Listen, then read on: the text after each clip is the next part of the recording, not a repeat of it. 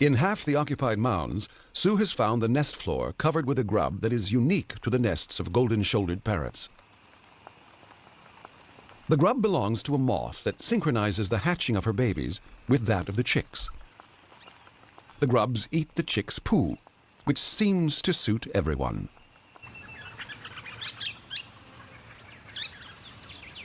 Meanwhile, the chicks' parents go out looking for food together.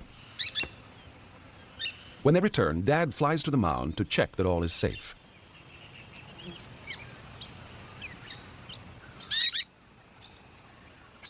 And to let the young ones know that it's mealtime.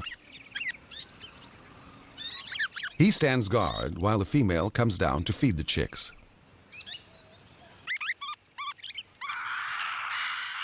An exhausting schedule when your chicks need 4 or 5 meals a day.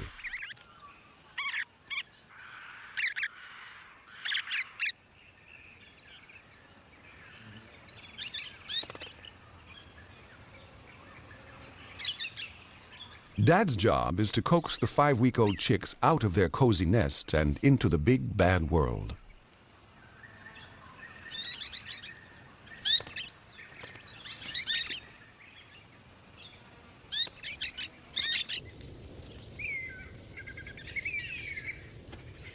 It's the dry season, which means it's hard for the young birds to find food in the thick grass.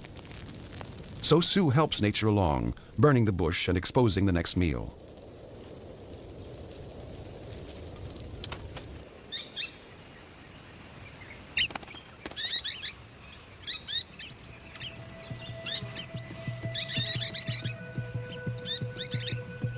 Sue's property is a haven for the golden-shouldered parrot, and her efforts may be the only thing standing between them and extinction.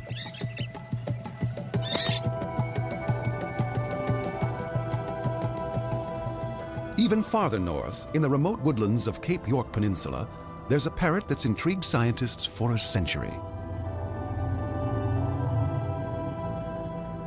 Steve Murphy came here as a young biologist 10 years ago.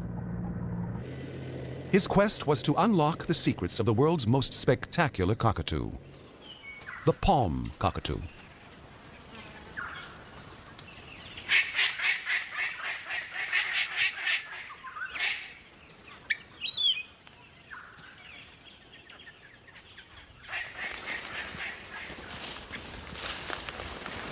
Few people have ever seen this bird.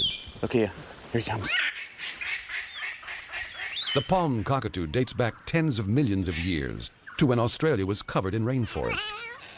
He's the granddaddy of them all. Little was known of this mysterious bird until Steve Murphy began his study. And the only way to find them in this rainforest is to mimic their calls.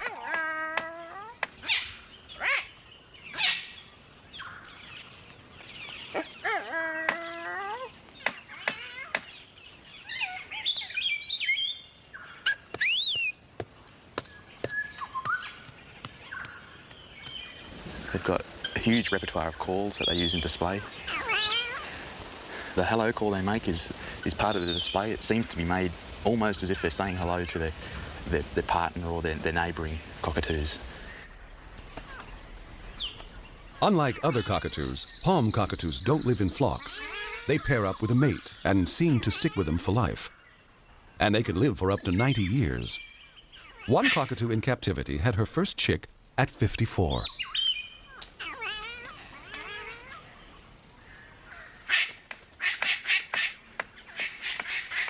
But to get the girl, the male must be a man of property, with a portfolio of good nesting hollows.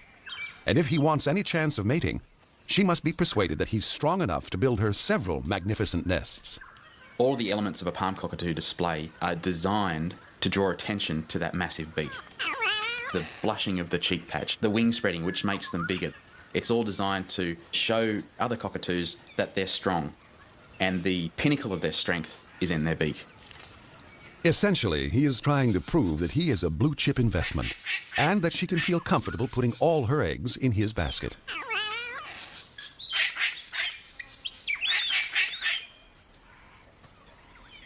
They join up every morning and afternoon at these nest hollows.